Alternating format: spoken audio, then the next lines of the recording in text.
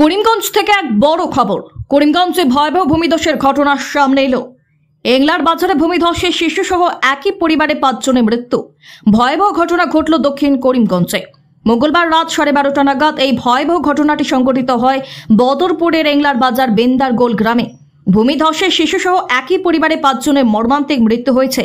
জানা যায়, রাত 12:30 নাগাদ বাড়ির পাশে থাকা টিলা হঠাৎ ধসে ঘরের উপর পড়লে মাটি চাপায় 5 জনের প্রাণহানি ঘটেছে। ধসে পুরো ঘরটি ভেঙে তছনছ করে ফেলেছে। এ খবর পেয়ে প্রতিবেশীরা সঙ্গে সঙ্গে এসে মাটির নিচ থেকে তাদের উদ্ধার করেন। ভূমিধসে প্রাণ হারিয়েছেন রহিমুন নেশা, সাহিদা কানম, জাহিদা কানম, হামিদা কানম ও মেহেদি হাসান। মৃত মহিলা রহিমুন নেশার মেয়ে সাহিদা, জাহিদা ও হামিদা। মেহেদি হলো মহিলার একমাত্র নাতি। রাতে অন্য একটি ঘরে তাদের বাবা ও আরেক মেয়ে হঠাৎ একটি মর্মান্তিক শব্দ শুনতে পায়। এরপর বাবা দেখেন যে সবাই মাটির নিচে চাপা পড়েছে। তিনি সঙ্গে সঙ্গে অন্যদের খবর দেন। মসজিদের ইমাম মাইকে ঘোষণা করেন। লোকজন জড়ো হয়। পৌঁছে পুলিশ প্রশাসন। রাত 2টায় মৃতদেহগুলো উদ্ধার করা হয়। এ ঘটনায় গোটা গ্রামে শোকাবহুল পরিবেশ সৃষ্টি হয়েছে। Bureau report, daily Barak.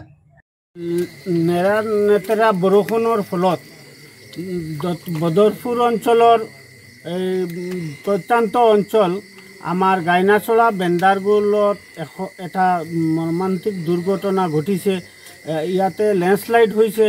ৰাতি 12টা বজাত মানুহ, এই পৰিয়ালৰ মানুহ টোপনিত আছিল আৰু টোপনিত থকা সময় ওপৰৰ পৰা পাহাৰৰ মাটি খহি পৰি মানুহ 5 জনৰ মৃত্যু হৈছে বুলি আমি খবৰ পাইছোঁ।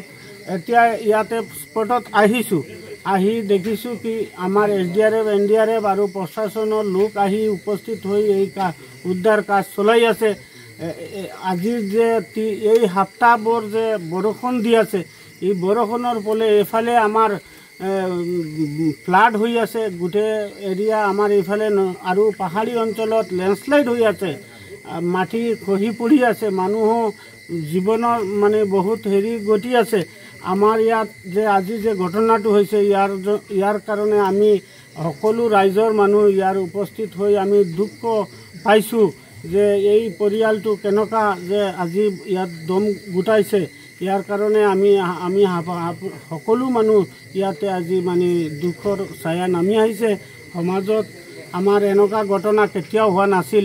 এতিয়া যে এই ঘটনাটো হৈছে, এই ঘটনাৰ কাৰণে আমি দুখ পাইছোঁ, আমি বহুত কষ্ট পাইছোঁ।